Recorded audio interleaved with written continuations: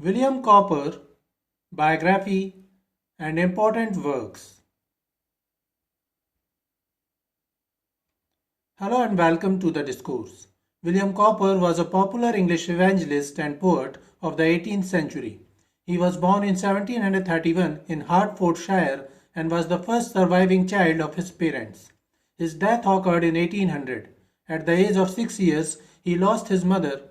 After her death, her brother and his wife came close to him and gave him some of his first books, including John Bunyan's Pilgrim's Progress and John Gay's Fables. Both these books deeply influenced him and turned him towards evangelical streams. At the age of 58, one of his cousins gave a picture of his mother.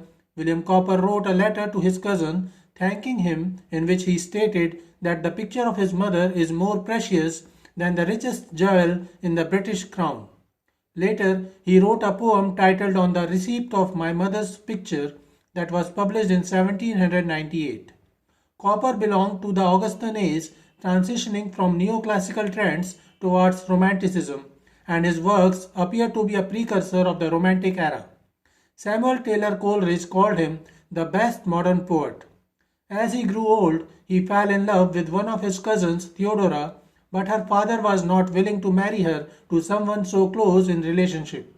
This broke his heart and he suffered depression. In 1763, he tried to commit suicide and was sent to a mental asylum. He then settled in Huntington, where he met a retired clergyman named Morley Irwin and his wife Mary, to whom he became too close. He began living with them, and when the couple decided to shift to Olney, William decided to shift with them.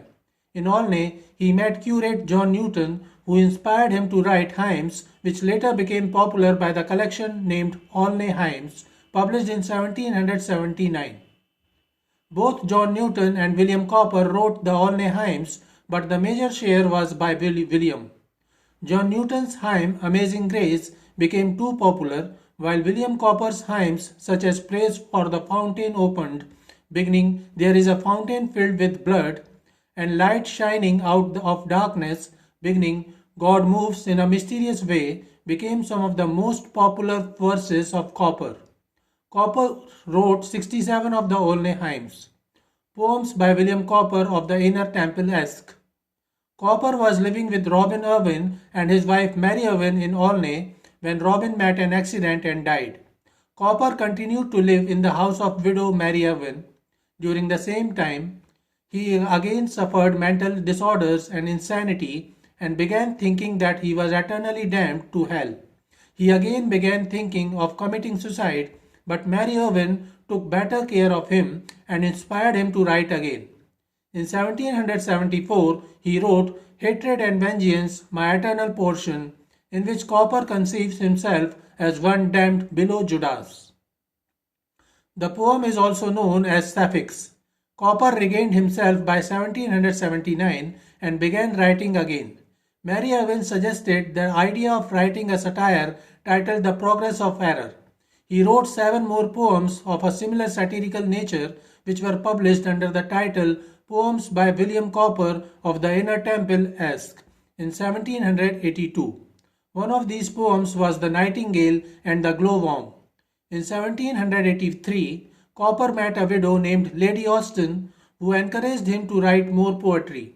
She playfully challenged him to write a poem on sofa in blank verse, and he took it as a serious task and wrote the famous work The Task, a poem in 6 books. The 6 books of The Task are called The Sofa, The Timepiece, The Garden, The Winter Evening, The Winter Morning Walk, and The Winter Walk at Noon. All these poems were written in blank verse, and all 6 books were published in 1785. In the same volume, along with the 6 books, Cowper published his famous comic verse, The Diverting History of John Gilpin. In 1785, Cowper also published The Popular Field, discussing the theme of humanity versus nature. John Newton was an active supporter of the abolition of the slave trade, and he was a member of the Committee for the Abolition of the Slave Trade formed in 1787. Through him, William Cowper learned about the difficulties and inhuman conditions of slaves from Africa and America.